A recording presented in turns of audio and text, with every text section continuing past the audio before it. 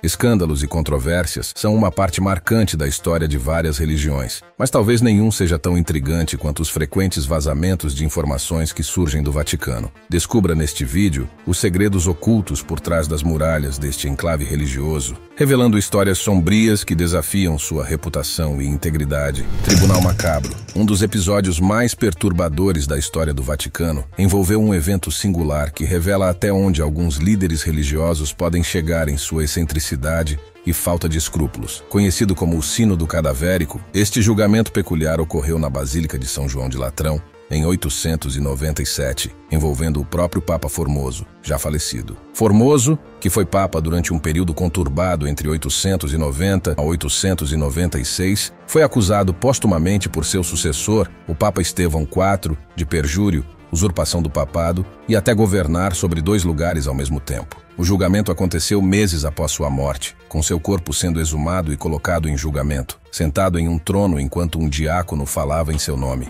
Não surpreendentemente, Formoso foi considerado culpado. Os paramentos papais foram retirados de seu cadáver, e como um ato final de profanação, os 3 dedos de sua mão direita, usados para abençoar, foram cortados. Todos os seus atos como papa foram invalidados, e seu corpo, inicialmente enterrado, foi depois desenterrado e jogado no rio Tibre, com peso atado a ele, supostamente como um ato de vingança política por parte de Estevão IV. A brutalidade do julgamento e suas consequências grotescas provocaram indignação pública em Roma, resultando na prisão e execução de Estevão IV ainda em 897. Este episódio sombrio deixou uma marca indelével na história do papado e na memória coletiva da Cidade Eterna, servindo como um lembrete vívido dos perigos da ambição descontrolada e das intrigas políticas dentro da hierarquia religiosa. Exército exorcista. Independentemente do que a ciência e a psicologia possam dizer, a Igreja Católica Romana mantém suas próprias convicções. Embora muitos conheçam exorcismos através de filmes de terror como Invocação do Mal, na realidade,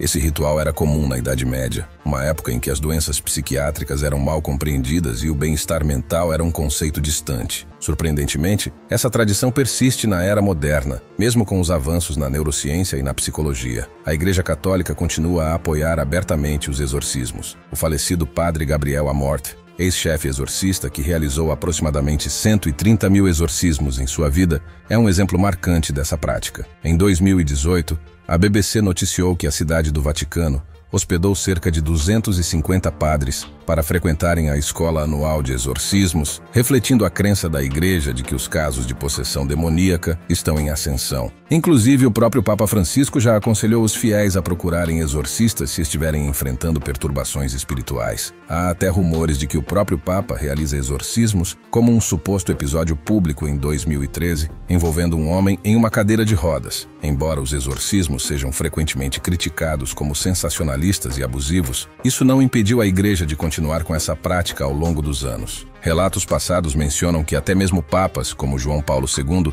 tentaram expulsar demônios. Em um episódio, o Papa João Paulo II enfrentou dificuldades ao tentar libertar uma mulher de um suposto demônio, com o padre Amorth tendo que intervir para concluir o exorcismo. Segundo Amorth, testemunhou a mulher agindo de maneira inexplicável, desafiando as leis da gravidade ao subir pelas paredes. Essa persistência dos exorcismos na era moderna continua a intrigar e levanta questões sobre a fé, o sobrenatural e a saúde mental, em um mundo onde a ciência busca explicar o inexplicável. Abuso infantil. A Igreja Católica tem sido alvo de milhares de alegações de abuso sexual nos últimos anos, abrangendo desde pequenas cidades no interior da Austrália até escolas na Irlanda e várias cidades nos Estados Unidos e Canadá. Membros do clero têm sido acusados de crimes horrendos, e as primeiras denúncias surgiram nos Estados Unidos na década de 1980, com casos particularmente graves reportados na Irlanda e Áustria nos anos 1990. Naquela época, a Igreja carecia de políticas eficazes para proteger e garantir o bem-estar das crianças, e não havia obrigatoriedade de relatar crimes contra crianças à instituição. Líderes da Igreja têm emitido pedidos de desculpas repetidamente ao longo dos anos. O jornal Boston Globe dos Estados Unidos expôs abusos infantis significativos entre 2000 e 2010, encorajando as vítimas a se manifestarem, resultando em inúmeros acordos entre dioceses americanas e vítimas de abuso. Em 1995,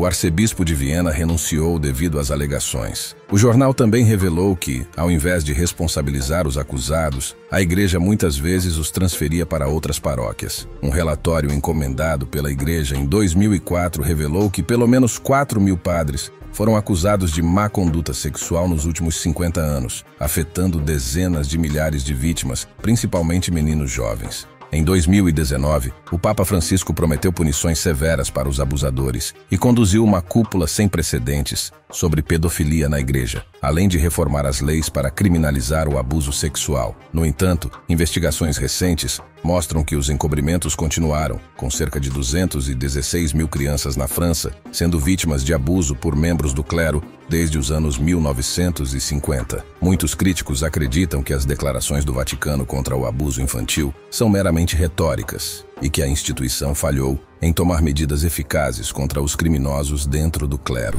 Vaticano e nazistas. Outro dos polêmicos episódios envolvendo o Vaticano é seu relacionamento com os nazistas. Durante a Segunda Guerra Mundial, o Vaticano permaneceu em silêncio enquanto Hitler e seu exército nazista perpetravam crimes e atrocidades inimagináveis. A perseguição aos judeus foi ignorada pela hierarquia católica sob o regime opressor. Após o fim da guerra e a derrota dos nazistas, o Vaticano facilitou a fuga de milhares de criminosos de guerra e soldados nazistas. Esses fugitivos escaparam para a América do Sul através de rotas conhecidas como linhas de fuga. Embora não fosse um sistema totalmente organizado, várias instituições colaboraram para ajudar os nazistas a evitarem a justiça após o conflito. A Igreja Católica desempenhou um papel crucial nesse processo, auxiliando milhares de soldados nazistas a deixarem a Europa. Entre os fugitivos mais conhecidos estavam Franz Stangl, responsável por assassinatos em massa em campos de concentração, Adolf Eichmann, Josef Mengele, Klaus Barbie e Walter Hauff. Apesar de estar ciente das atrocidades cometidas por esses indivíduos,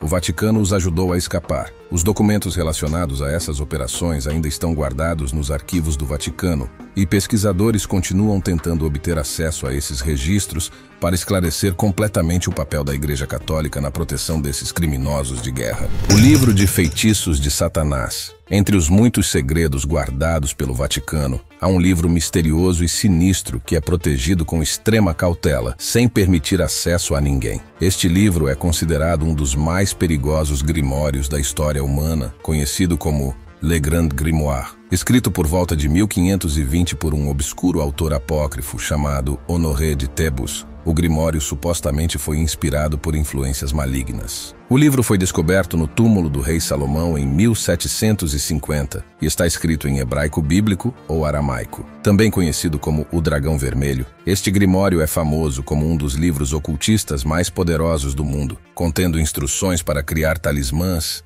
amuletos e métodos para invocar feitiços que prometem sorte na loteria e permitem a comunicação com espíritos e demônios. No entanto, seu feitiço mais temido é um método detalhado para convocar pessoalmente Lúcifer, incluindo instruções sobre como fazer um pacto com o diabo. Embora existam várias cópias conhecidas do Le Grand Grimoire, especialistas alertam que muitas delas são falsas ou modificadas, tornando os feitiços nelas ineficazes. Contudo, há aqueles que acreditam que até mesmo essas versões possuem algum tipo de poder e influência. O manuscrito original está firmemente guardado sob a custódia da Igreja Católica, cujo paradeiro é conhecido apenas por poucos. Este livro lendário continua a intrigar e assombrar, representando um tesouro oculto cujo acesso é estritamente controlado, alimentando especulações sobre seu conteúdo e o que realmente pode estar oculto nos arquivos secretos do Vaticano. Jesus era casado? É amplamente conhecido que o mundo tem muitas informações sobre a morte de Jesus, mas poucas sobre sua vida. Nos últimos anos, surgiram rumores de que ele viveu como qualquer homem comum. Supostamente, há evidências textuais que afirmam que Jesus era casado com Maria Madalena. Um manuscrito do século VI, originalmente escrito em siríaco antigo e posteriormente traduzido para o grego,